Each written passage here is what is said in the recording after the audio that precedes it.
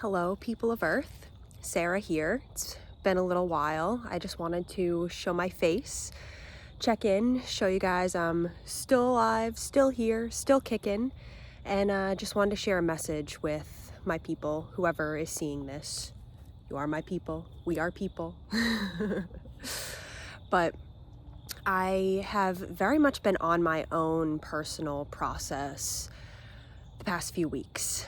It's been quite the journey. Started writing a book. That is something I've wanted to do since I was a child.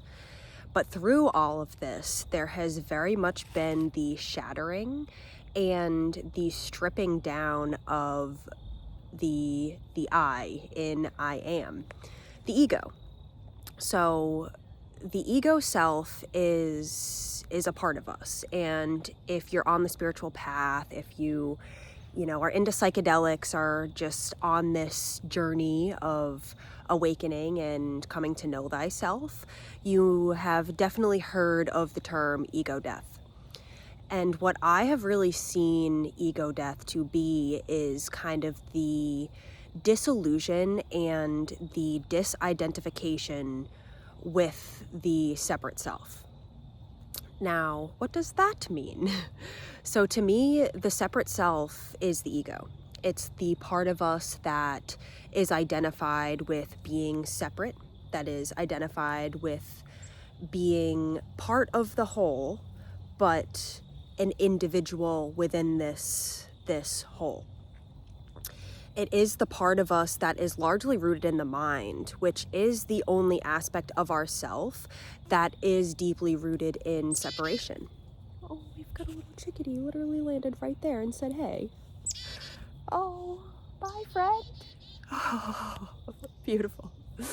But the separate self that is rooted in our mind, it is the part of us that has narcissistic tendencies, that has the ability to separate itself from others.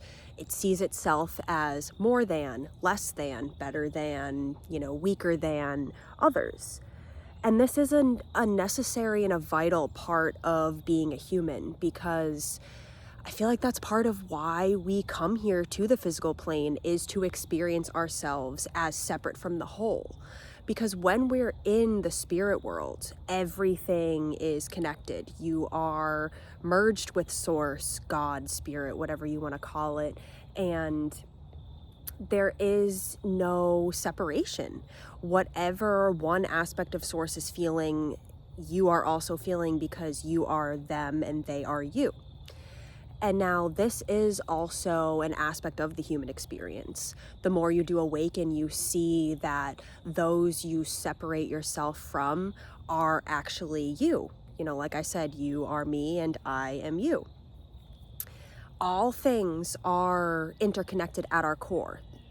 Hence why I mentioned in the spirit world, we sort of are the amalgamation of all this energy. And although I do believe there are individual souls, and through my Akashic Records work and the healing work I've done with people, I've seen that every meat suit, every human has an individual soul blueprint that is flowing through them. That's what gives us our individuality, our unique traits, tendencies, skills, weaknesses, etc., etc. But at our core and underlying all things is this spiritual nature, this source energy. And so the ego, as I mentioned, is this part of ourself that is designed to view ourselves and our lives as separate and as individual in a way that is sort of disconnected from the whole.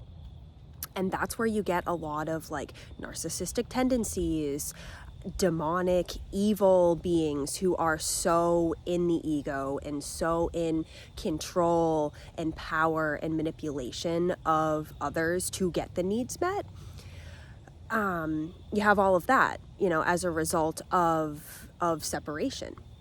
However, I feel like the spiritual path and the journey back to God, back to source, spirit, is a journey of ego death, as I had mentioned, you may be familiar with. And what this ego death really means, it is the death of the separate self, but not the death of individuality and the actual elimination of an ego. Like, I do believe we will always have an ego, and, you see like the sadhus and the enlightened beings in a lot of other cultures who renounce their physical possessions and really devote themselves to a godly path. They still have an ego because they are still them. Even if within their state of consciousness and within their energetic side of things, even if they have really disidentified with that separate self still exists. And so what I have seen on my personal journey these past few weeks has really been a come to Jesus, or a series of come to Jesus moments where I have been confronted with my ego and its selfish tendencies that are mainly rooted in survival.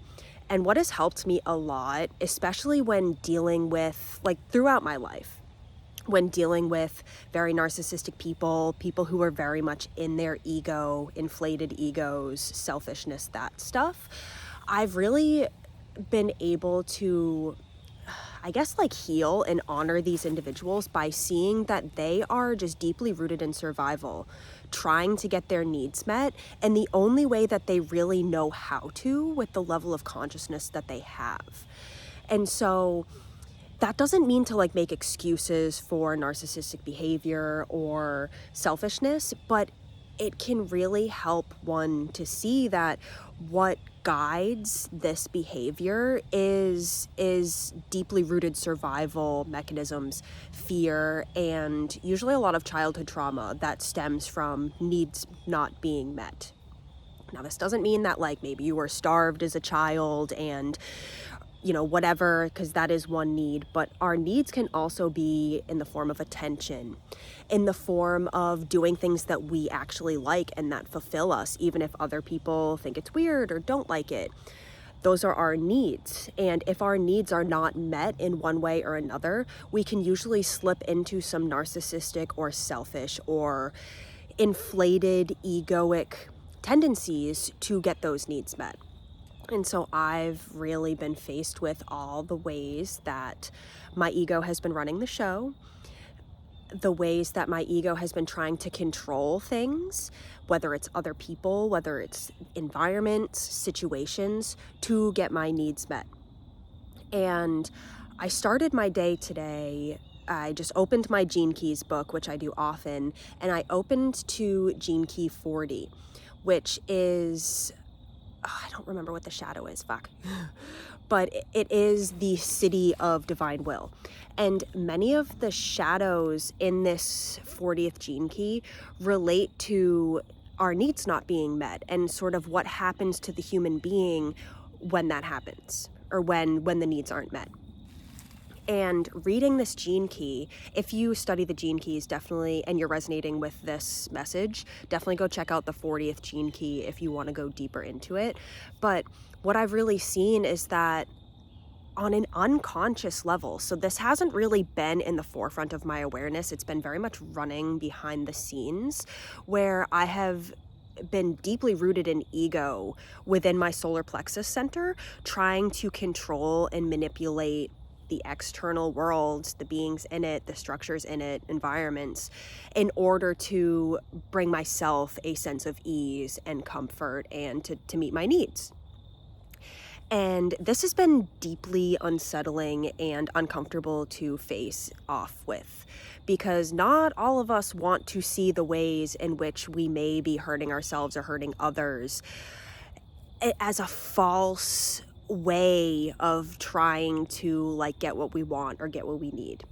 And now every single human being has needs, and it's not like we want to deny this and just, become like a monk and just meditate, have no needs, not eat, not drink, There was a period of my life where I really thought that that's where I had to get to, especially when I was studying a lot of breatharianism and practices like that, where people do stop eating and they fully become sustained on their life force energy and the energy that comes from the sun.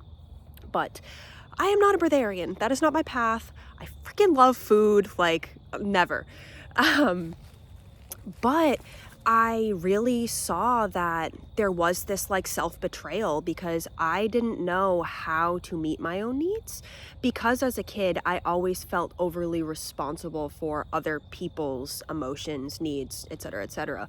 So I developed this unconscious pattern of betraying myself to please others, to help others, to meet other people's needs. But then as a result, I had to sort of like flip the switch and manipulate others to meet those needs that I wasn't meeting myself. And so what that resulted in was a series of, like I said, come to Jesus moments where I had to really sit with and witness how I have been doing this still to this day, even as a, spiritual being on the path to enlightenment and an awakened conscious soul. Even though we go through a spiritual awakening and we become aware of the spiritual nature that underlies all things, we become aware of our soul frequency, our authenticity. That doesn't mean it just resolves survival mechanisms and tendencies and deeply ingrained patterns of choice that are narcissistic and that are self-serving and manipulative. And so the way I've really been able to move through this period has been really just surrendering my will, surrendering my need to force and control things, and just accepting things as they are and whatever that lesson is trying to teach me. Now, like for example, if I am facing discomfort in my environment, or other people's choices are affecting me negatively and making me uncomfortable, I've really been able to witness what that is reflecting within myself. Because whatever we are attracting, whatever we're judging, whatever we reject that's out there is something that we are rejecting in here.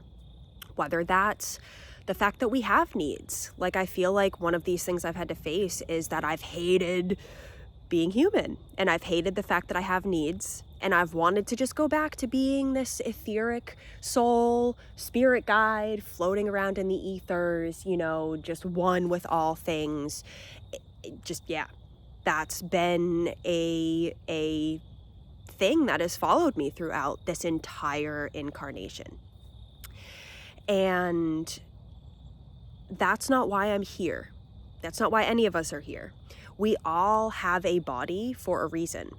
Nothing exists randomly. I really do believe that everything has purpose. Even all these trees, all the nature, everything, even all the things that we don't like fast food and crappy governments and whatever, it all exists for a reason because it's all part of God. It's all part of spirit. And I feel like a lot of New Age teachings and a lot of paths that are available to us at this time, they really push the there's evil in this world, you need to get away from the evil, you need to purify yourself, which I do believe is valuable. Purifying oneself and taking a path of purity can really help and heal you on so many levels. However, you don't want to embark on that path to get away from something, because that something out there also exists within you. If you're seeing, controlling governments, corruption, everything out there, and it's bothering you, it's stressing you, it could be because there's aspects within your being, within your ego, that are corrupted and that are trying to control things unnaturally. And coming to this realization that it's all God, even evil, even the most darkest, horrible things that we witness in this physical experience, it's all God. It all has a spark of God within it. Otherwise it would not exist. And now something I've really been questioning a lot is this factor of AI and technology, and is that God too? I don't know. but I'm not going to try and act like I know, and I'm just for now surrendering to this truth that it's all God and it's all happening for us, designed by us at some higher level. And so the more I've confronted with my lower self, my separate self, my ego self, the more I have been able to bring ease to this self by no longer judging and no longer controlling, and really trying to look within and see, if I feel like I'm being controlled outside, well, how am I trying to control things, like I said, in an unnatural way? How am I contributing to this experience through my own rooted inner beliefs and survival mechanisms and all of that stuff? And so if you're resonating with this, I really invite you to take a step back from whatever it is you're doing, whatever you're moving through in your life, and really try to see the divinity in it, and try to see that it's happening for you to teach you something about yourself, about the nature of reality, and maybe about aspects of yourself that you haven't fully wanted to look at and face off with. Because the more self-aware we become, the more aware we have to be of our shadows and thus accept them. Because the spiritual path is not necessarily a path to perfection, it's a path home to the self. Yes, we may perfect our psyche, our action, our ability to take action, our choices. We may perfect our physical vessel by purifying it, becoming healthier, becoming well. However, it is not the end goal. It's not like the end all be all, you'll be happy when you're perfect. Because what if everything is already perfect and it's your judgments that are making it not perfect? What if it is all unfolding in divine order and divine flow, and all you have to do is trust in it and allow life to move through you, rather than trying to control life and make life bend to your whim? Because a lot of new age spiritual teachings, especially a lot of manifestation teachings, they can really teach us that you're in control, you can manifest anything you want if you do this, this, and this. It's really hyping up our egos and inflaming our egos, giving it this false sense of power, whereas we don't have control. And that's like a scary truth that many of us face in our lives and in our human experiences, that we really don't have control, but God has control, and we are an aspect of God. There is a God spark within us that animates us. That's what gives us life. The difference between a dead person and an alive person is this flow of spiritual energy, is the presence of God within the being. So, all in all, through this process I've been on and through what I've really been learning from a lot of spiritual teachings, a lot of YouTubers and stuff, it has really been the path of surrender and choosing love and releasing judgment in every moment. Because some people are in our lives for a season, and some people are in our lives for just a moment, and some are in our lives for longer. There's some phrase I'm trying to quote, it's not really coming to me. So appreciate all the beings that are in your life at this moment, because there may come a time when they are gone. I lost my boyfriend back in 2017, someone who I literally thought I was going to be with forever.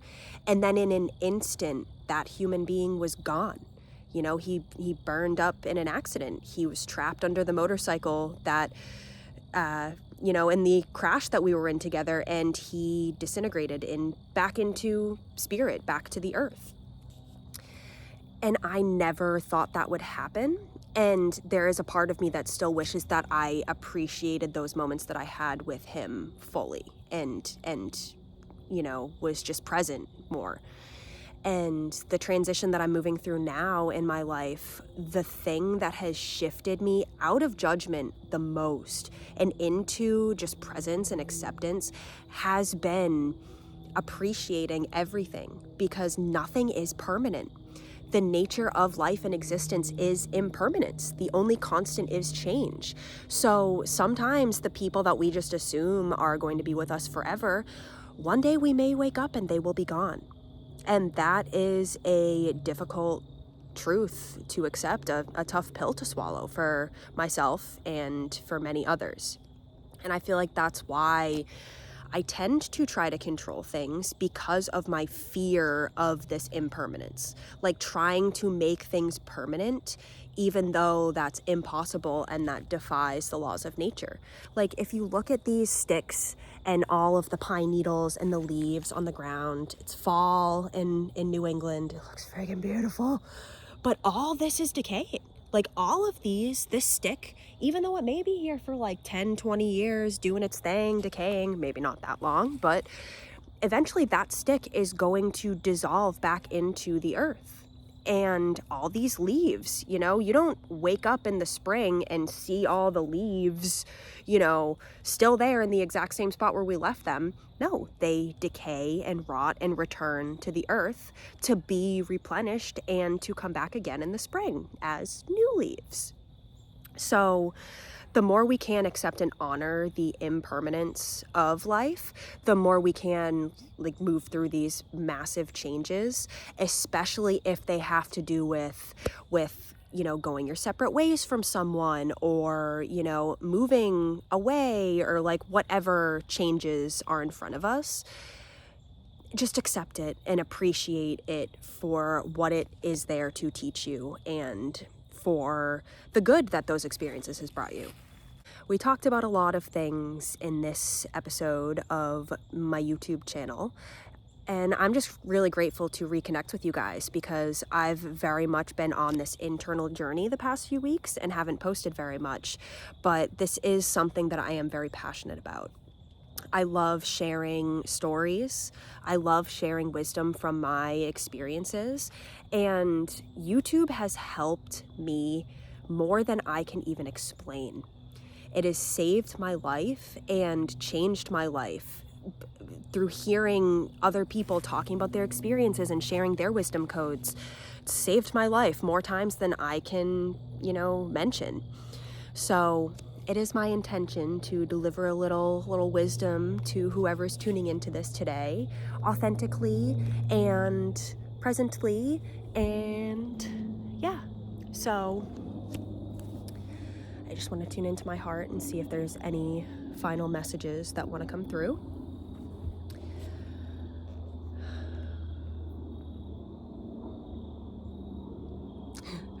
A Beatles quote just came to me.